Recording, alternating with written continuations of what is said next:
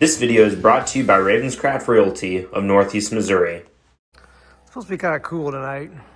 Probably not really cold enough to matter, but I figured it was time to winterize the sprayer just in case.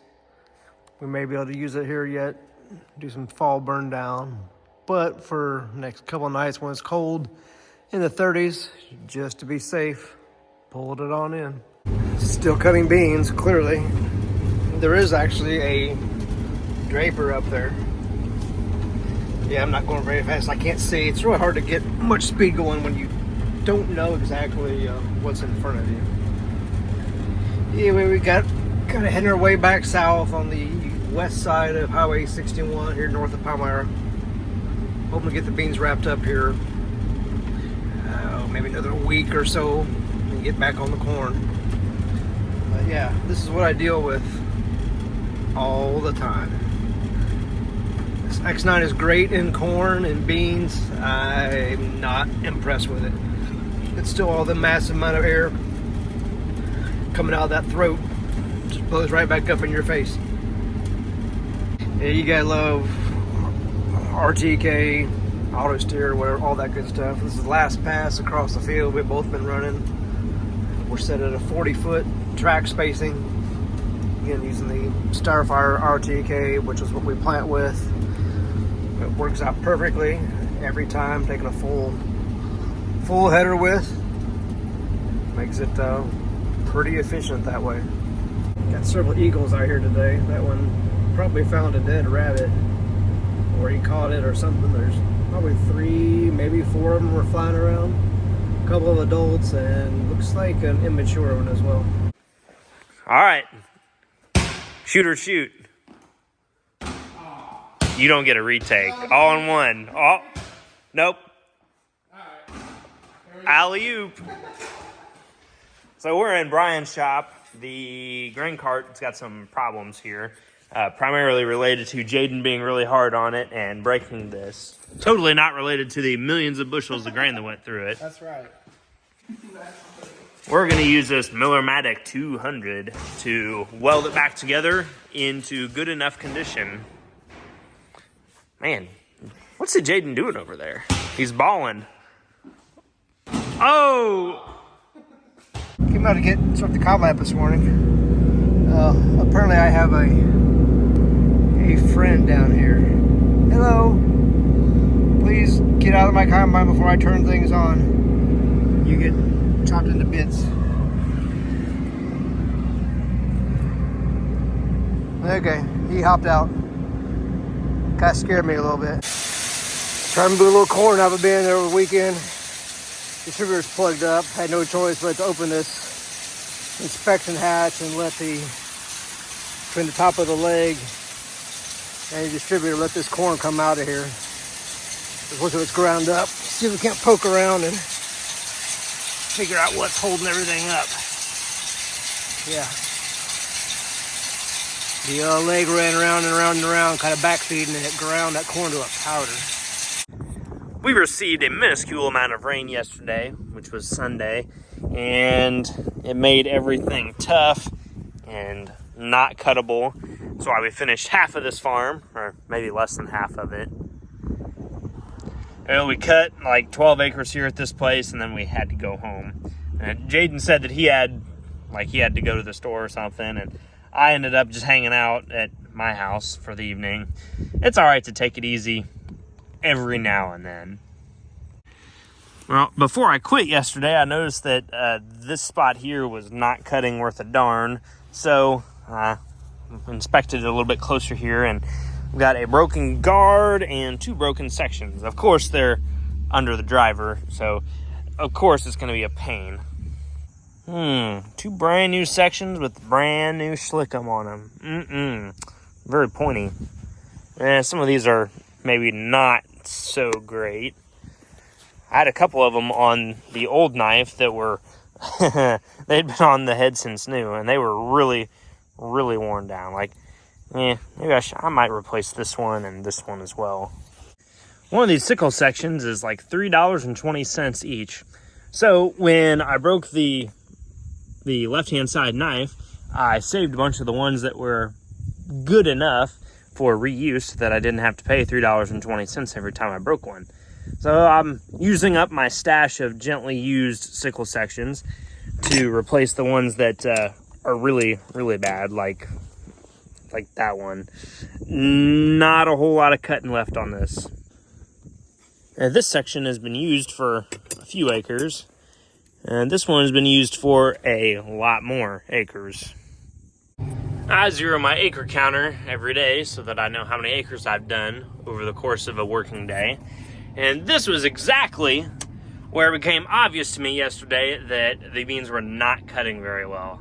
And I know it looked dumb, but I just quit right here. But the beans would bunch up on the cutter bar and then come in clumps about, I don't know, basketball sized. And every one of them going through the feeder house made a terrible, terrible noise. The beans still aren't cutting that well, but certainly better than they were in the rain yesterday. And see those darker patches of bean plumage right there? That's where I was cutting and should have not been cutting. After today, we should have about 550 acres of beans left, and then we got a fair amount of corn to go. But once the beans are done, I will be sleeping a lot easier. In other good news, soybeans are up a lot of cents today, like 24 cents overnight, and ADM's cash bean price for right now, if I just called and sold some beans, is $10.66. Usually not a lot that grows along the trees on this clay in this spot. West of Palmyra, it just seems that the soil is just not quite as good. And where it was okay at one time, it was sometimes eroded by the farming practices of yesteryear. Our grain cart guy, Jaden, has been not very busy the last couple of days with us and beans, and the beans not being the greatest. Certainly not the worst beans we've ever cut, though. There's been a lot of unloading, sitting still, because we're either not in very good running or the beans aren't cutting very well, and I don't want to be paying attention to too many things at once and have one thing go terribly wrong and plug the feed accelerator and have to get out and deal with that. I just prefer to not unplug the feed accelerator any more times than I absolutely have to. As soon as we are done with beans in a few days, Jaden will be busy again, because the corn so far has been pretty good. I saw that yellow piece of something there, and I briefly thought that I had lost a chunk of poly. Upon closer inspection, it's actually just an oil can. Well, I'll pick that up another time. I mean, it is yellow. It's pretty easy to see.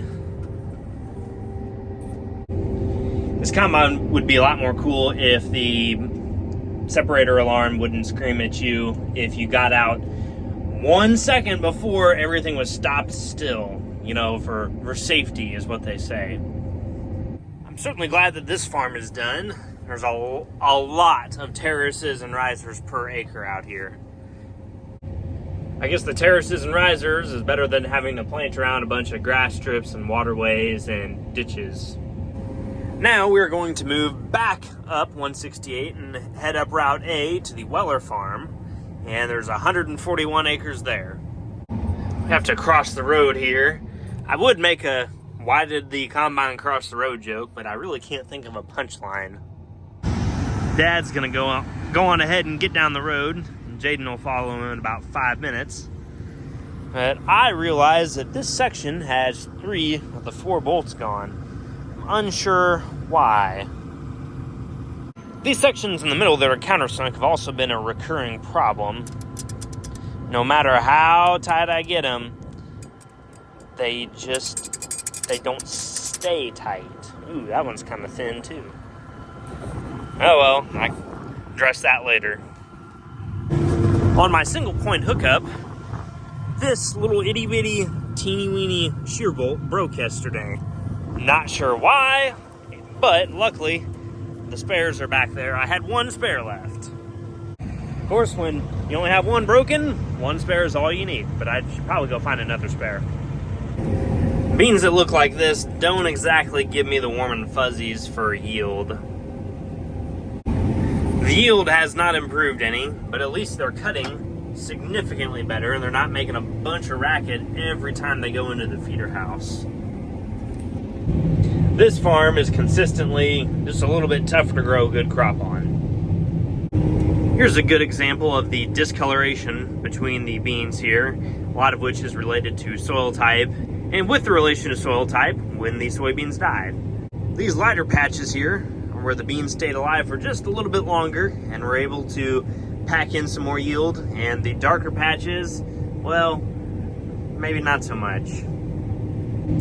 We didn't have any precipitation for 31 days, very crucial days, in the filling period for these soybeans. Those 31 days took place in mid-August to mid-September, and it was brutal to watch an otherwise perfect and awesome growing season for the crops, specifically the beans. The corn had been mostly kind of made by then, but the beans, they lost that last little bit to make them awesome. Plug my feed accelerator. I guess today will finally be the day that I detail the way that I get it unplugged. I was really hoping that I was not going to have to make that video, but here we are. I've got a list of things that I try first before I really give up and have to go get the ominous looking 6-foot long iron bars that are in the back of Dad's pickup. And the first thing on that list is I'm going to open the rock trap and then take the tension off the belt, then see if I can get back up to the cab and turn the reverser on, get the stuff out of the feeder house, come back out and re-engage the belt, and see if I can get whatever's in there to go on through. That seems to be the easiest and the path of least resistance, but I can smell burning belt. Darn it.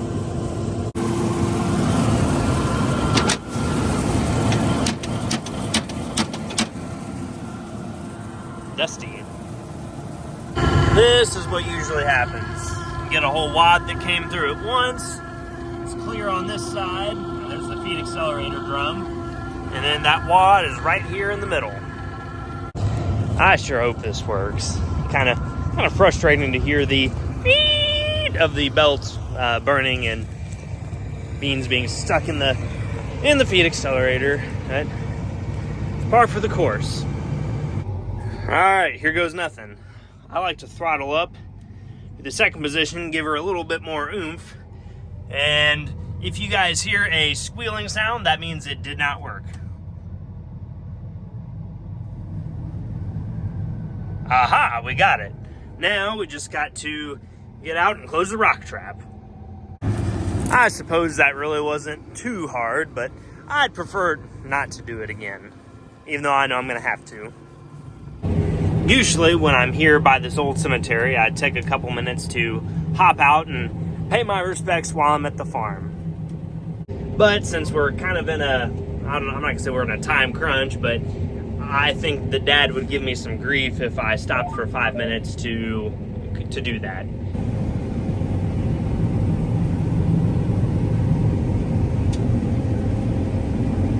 There's supposedly gonna be some weather moving in, but I don't know. I'm hopeful that we can continue cutting beans because after today, we will have 550 acres of them left to go. I'll be honest, the auto steer is kind of carrying the show tonight. Very, very difficult to see much of anything. Time for a little night run to Jacksonville with Pedro Construdio, the Mexican truck, and O'Laughlin, the formerly O'Laughlin truck. Yeah, we decided here, take a couple loads of corn to Jacksonville. We're in the two Pete's, Chase and I. Had about a half-inch of rain last night, this morning. We actually moved everything down to the bottom and shelled a load of corn already. Trying to get ready for tomorrow. It's been dry, it was windy today and sunny, so this afternoon anyway, it was sunny. Windy all day, so it aired out pretty nice. We'll get back on the corn, but we got a bin down here that I need to get the corn emptied out of. Not a whole lot in it, so we can refill it. So, just had a good time to take a road trip. Our full part-time trucker guy, Phil, he said to Dad, after we got that high pressure pump replaced on Pedro over there. He said, Mark, you got to take it for a spin. Got to take a heavy load over. Well, 80,000 pounds, that's heavy enough, right? But Dad's going to take that truck just to try it out, and I'm going to drive O'Laughlin. I quite like this truck. It's a nice truck. Now, is this cool or what? Not one, but two awesome Peterbilts. And I never thought that we'd own one, let alone two. Pretty cool. Shelling corn here in the bottom. Last load of the night. And combine broke. It broke. Going on great last night until this thing fell off. Bolt holds it on. The bushing, the spacer, whatever, all fell off. That came off the spline shaft. This stopped turning the feeder house chain. We have a pile. This is not the proper parts, but I put a big washer and a bolt in there. I'm hoping that should hold it on here till we get the correct parts. No idea why it came out, but it did. Everybody probably remembers the awesome deer's head that I found last video. Hey, Belle, come here. Show our viewers what you got. Well, this little dog here, somehow managed to get the deer antlers from the top of the trailer over there and then proceeded to destroy it. Phil's been driving Pedro an awful lot lately, and I think Pedro might need a bit of a bath. And, of course, Kenworth's and O'Laughlin, well, there's a wet spot on the frame right down there where the radiator was leaking over the summer. Dad and I put some stop leak in it, and it worked for a little while. And by a little while, I mean until Thursday or Friday. And then it stopped working. So we're going to take this truck up to Noxon Trucking. He's doing some mechanicing work for us. Does a pretty good job, and get a different radiator put in it. I guess I'll start cranking. I've got to work on my head. There's a whole squadron of eagles flying around out here. Man, such a cool bird. Auto steer to the rescue. This would not be very fun to cut without any guidance at all. This is hopefully our second to last day of beans, and this is the best that they've cut the whole darn year, and I'm only going 4 miles an hour.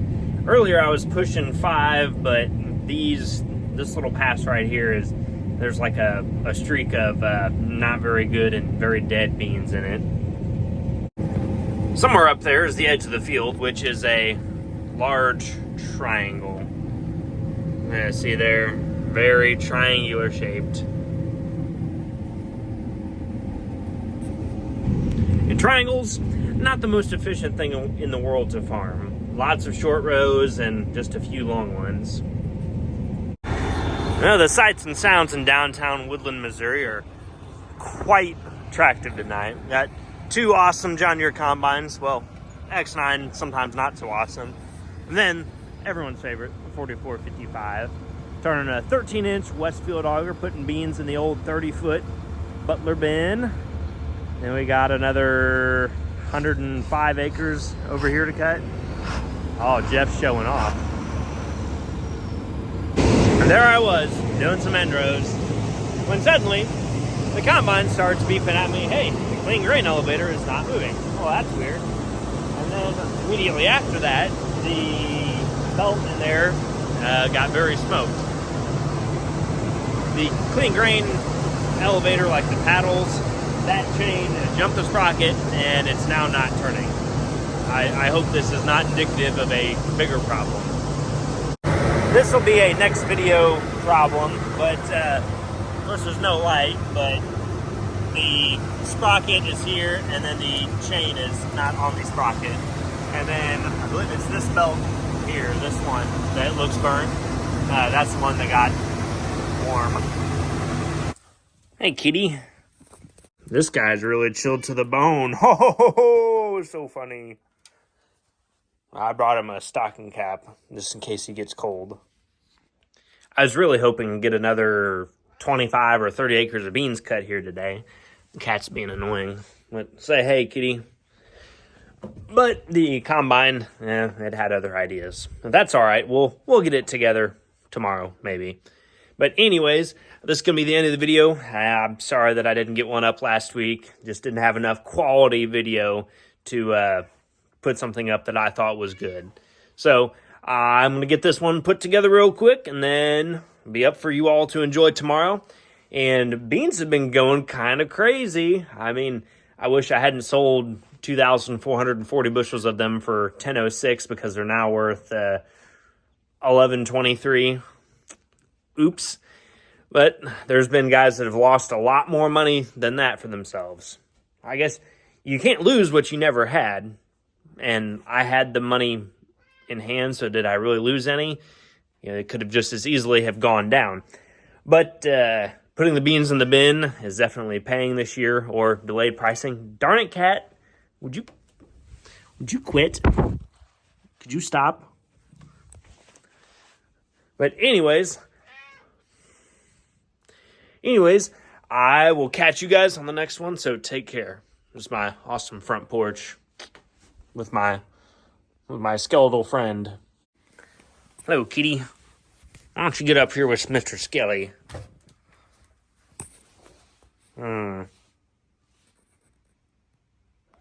Meow.